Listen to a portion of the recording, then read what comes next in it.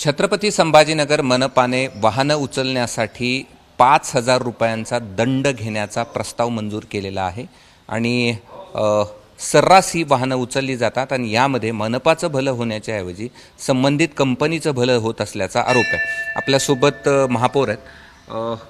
तुम्ही बातमी पाहिली असेल, काय प्रतिक्रिया आहे तुमची? मी बातमी पाहिली आणि एक कागदी मी काल मागवला त्या सगळ्या प्रकरणाची। त्याच्यामध्ये जे दंडाच्या रकमा लावलेल्या आहेत त्याच्या 4 चाकी वाहनाला जो दंड लावलेला आहे तो मला सुद्धा नागरिक म्हणून जास्तीचा वाटतोय आणि महापौर म्हणून तर आहेच आहे।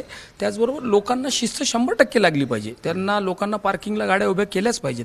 पण दंडात्मक रकमेच्या बाबतीत हा ठराव 2024ला झालेला आहे। या संदर्भामध्ये मी आयुक्तांशी चर्चा करणार आहे आणि सोमवारी मी आयुक्तांशी चर्चा करून किमान पक्षी 4 चाकी वाहनाला जो 5,000 रुपये दंड लागतोय त्या दंडाच्या बाबतीत फेरविचार आयुक्ताला करण्याला मी सांगणार आहे की या विषयामध्ये तुम्ही तो दंड कमी करण्यात यावा। या सगळ्या प्रकरणाची चौकशी करणारा हा टेंडर प्रक्रियापासून तर मी त्याची पूर्ण माहिती घेतलेली नाही, पण मी या सगळ्या एकंदर प्रकरणाची, कारण हे साधारणतः 2024 पासूनचा ठराव आहे, त्या एकंदर ठराव सगळा मी आता सध्या तात्पुरता मागवला आहे। एकंदर सगळी आयुक्त आल्यानंतर मी त्यांच्याशी या विषयावरती पूर्ण गंभीर चर्चा करून या विषयाची व्यवस्थित चौकशी करून जर प्रशासन बरोबर असेल तर बरोबर राहील आणि जर ते चुकलं असेल तर त्याला दुरुस्त करू। बरं, याच्यामध्ये प्रथमदर्शनी तर असं दिसतंय की जास्तीत जास्त कंपनीचं भलं कसं होईल हा विचार केलाय आणि तुम्ही पहिला शब्द असा आहे की तुम्ही भ्रष्टाचार खपून घेणार नाही। बिलकुल भ्रष्टाचाराच्या बाबतीत भारतीय जनता पार्टी शिवसेना युतीचं जे सरकार आहे ते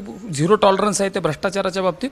पण माझं मत असं आहे की आम्ही त्याची पूर्ण माहिती घेतल्यानंतर त्या विषयाची सखोल माहिती घेऊन त्याची चौकशी केल्यानंतर ह्याच्यावरती जास्ती भाष्य करू शकतो। ठीक आहे, धन्यवाद। हे होते महापौर आणि तेही असं म्हणतात की जो दंड लागलाय तो अधिक आहे आणि एवढा दंड सामान्य नागरिकांना लागणार नाही।